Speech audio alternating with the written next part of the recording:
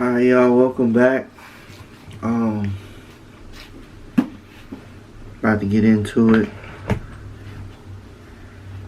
Alright.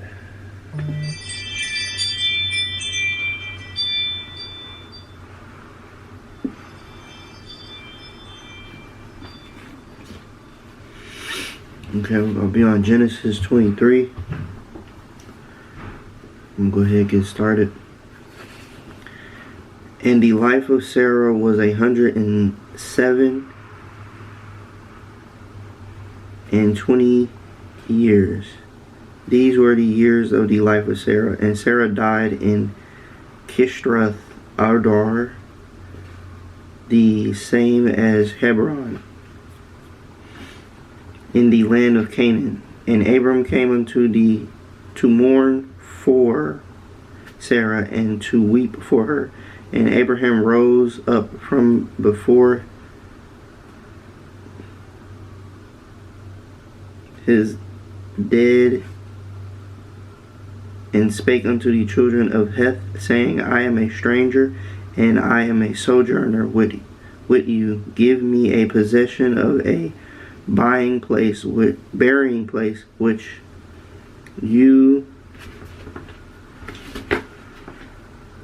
may with you, that I may bury my dead out of my sight. And the children of Heth answered Abraham, saying unto him, Hear us, my Lord, thou art a prince of God among us. In the choice of our sculptures, burying thy dead, none of us shall withhold from thee in sepulchre,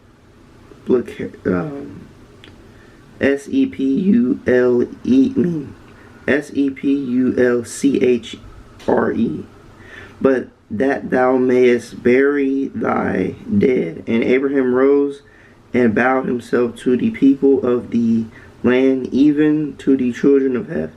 And he communed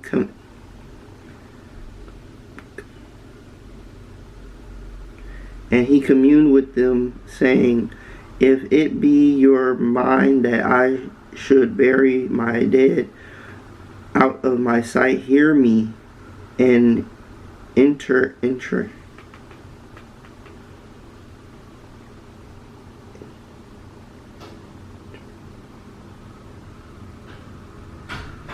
And entreat for me to Ephron the son of Zorah, and he may give me the cave of Machpelah, Machpelah,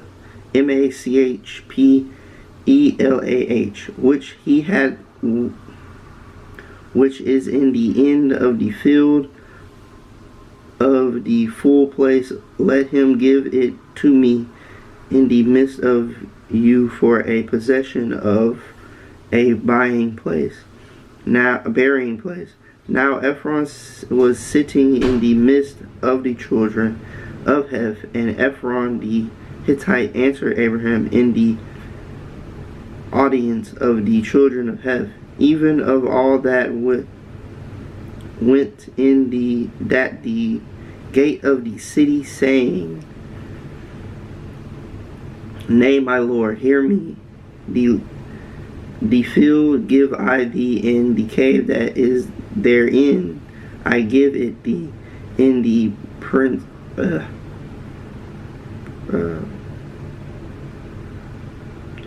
princes of the children of my people give it thee. Bury thy dead. And Abraham bowed himself down before the people of the land. And he spake unto Ephron in the audience of the people of the land, saying, But if thou wilt, I pray thee, hear me. I will give thee piece of the land, take it of me, and I will bury my dead there. And Ephron answered to Abraham unto him, My Lord, hearken unto me. A piece of land worth 400 shekels of silver. What is this? What is that between me and thee. Bury therefore thy dead. And Abraham hearkened unto Ephron, and Abraham weighed to Ephron the silver which he had named in the audience of the children of Heth, 400 shekels of silver, current money, with the merchant. So the field of Ephron, which was in Machpelah, which was before Mamre, the field of the cave which was therein, and all the trees that were in the field that were in all of the board therefore around about, we were made sure unto Abraham for a possession in the presence of the children of Heth.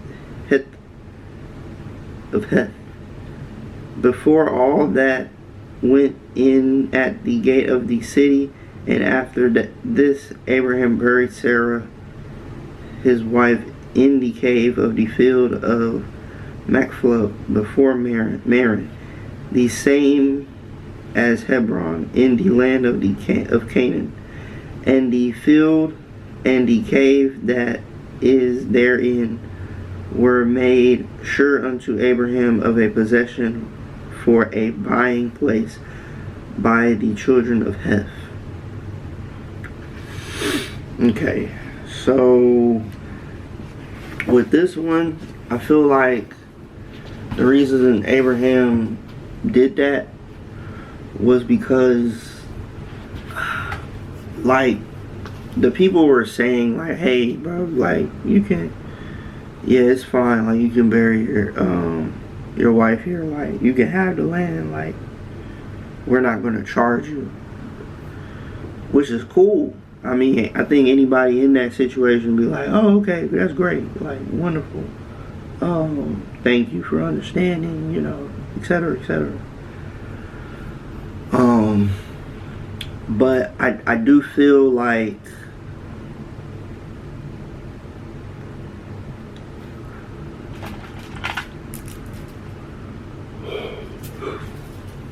if you have dealt with these type of situations before,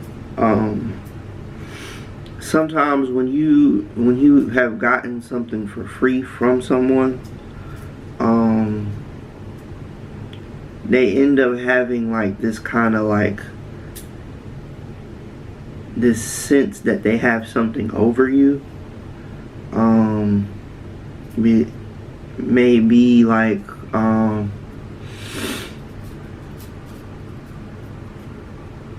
oh yeah, I gave you this land, yeah, go do this for me, or go do that for me.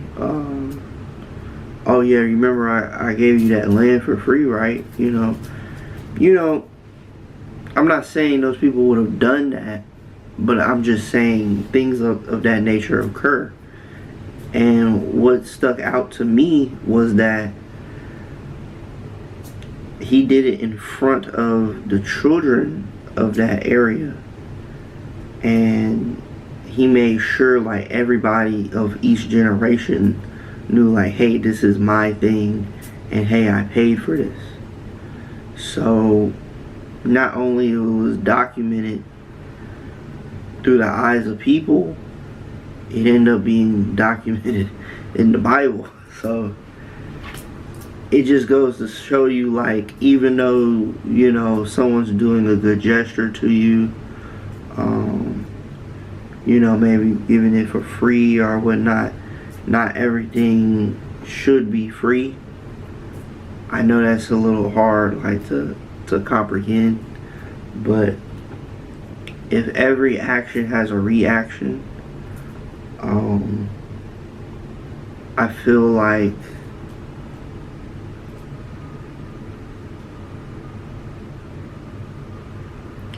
if you get something for free, you're kind of like, I don't think I'm gonna explain this right, but hopefully, like, we're connecting here. If not, it's okay. Hopefully you know, get there one day, or you know, you get that discernment, or you know, God tells you, I don't know, but sometimes it's just not good to accept free things. Yeah. Sometimes it's just not good to accept free things. Sometimes it's probably a better choice if you pay. So the benefits of paying is that, like, no one can take that away from you, or no one can overstep their boundary. So in him paying and in him showing not only the present generation but the next generation, he was able to establish, like, hey, this is my land, hey, this I did pay for, and you can't, you know, change the narrative or whatever, because he was like, no, I paid for this, you know what I mean? If he didn't pay for it, he just took the land, you never know, they could have just been like, oh, no one really owns this land technically, but since he did pay, technically someone owns that land. So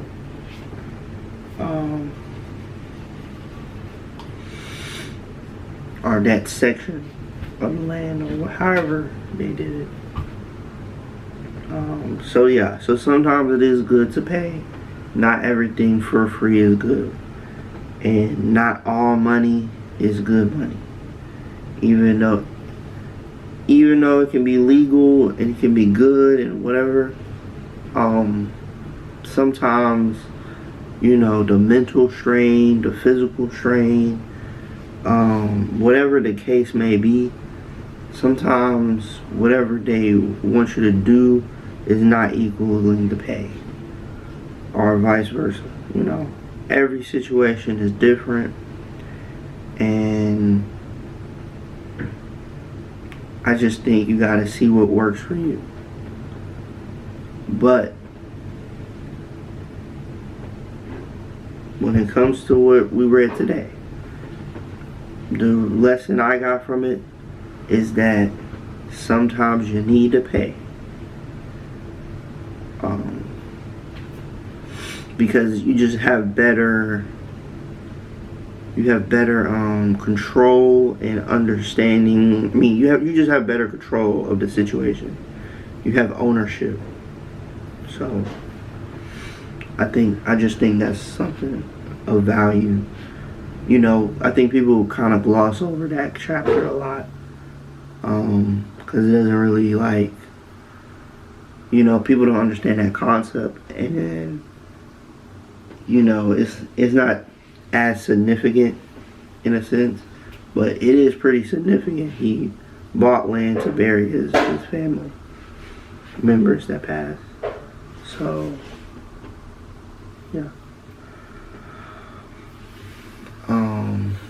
Other than that, hope y'all doing well. Whenever you're watching this, hope you're having a great evening, day, morning, night. Shout out to all my haters, all my supporters. Love each and every one of y'all. Stay safe, stay blessed, stay alert, and keep God in your life. Amen.